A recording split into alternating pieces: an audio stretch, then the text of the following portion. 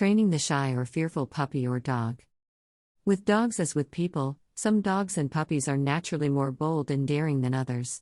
When you watch a group of puppies play, it will quickly become apparent which ones are bold and which ones are shy. Some of the puppies will hang back at the edge of the pack, perhaps fearful of angering the stronger dogs, while others will jump right into the fray and start jostling for control.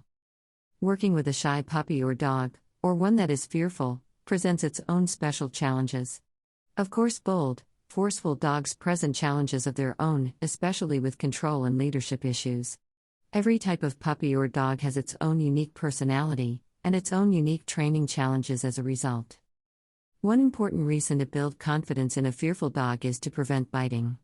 High fear dogs often become biters to deal with their fear of new situations, and this type of fear response can be dangerous for you and your dog. It is important to teach the puppy or dog that new situations and new people are nothing to fear, and that they are not out to hurt him. Signs of fear in both puppies and dogs include being afraid of strangers, being leery of new situations, and avoiding certain people or objects. A fearful puppy or dog may also snap or bite, especially when cornered. If you recognize signs of fear in your dog or puppy, it is important to act quickly. Fear responses can quickly become ingrained in a dog, and once those fear memories are planted, they can be difficult to erase. Properly socializing a young puppy is essential to making sure your dog is not fearful, and will not become a fear biter. Many puppies are raised as only dogs, but even these puppies should be given the opportunity to play with other puppies, and with well-socialized older dogs and friendly cats as well. The more novel situations the puppy encounters when he is young, the better he will be able to adapt to new situations as an adult dog. Adapting to new and changing situations is a vital life skill that every puppy must learn. As you know, the world is constantly changing and adapting, and it is vital that both you and your four-legged companion learn to take these changes in stride. It is important for owners to not inadvertently reinforce or reward shy or fearful behaviors. For instance, when a puppy or dog shows fear, by whining, crying, or hiding, it is only natural for the owner to go over and reassure the dog.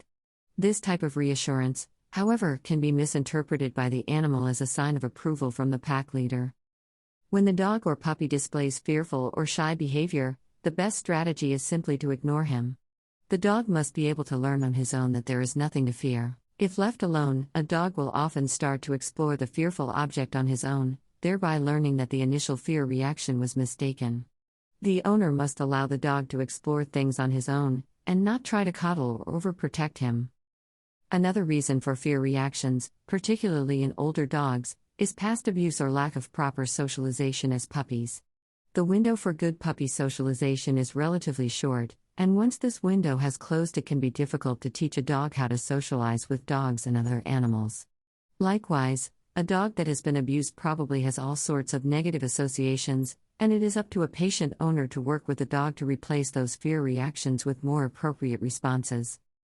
When working with an older fearful dog, it is important not to try to rush the socialization and fear abatement process.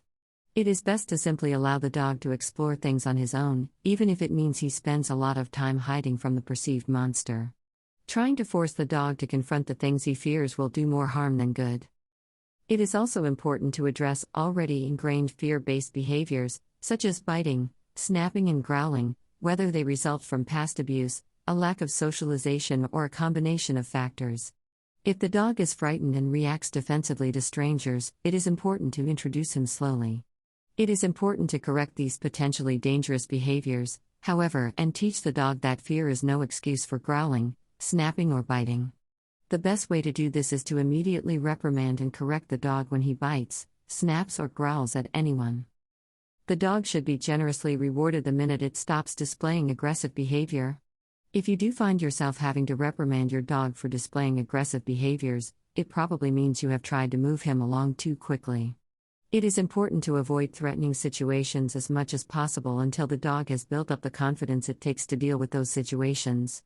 If you think you have moved too fast, take a few steps back and let the dog regain his confidence.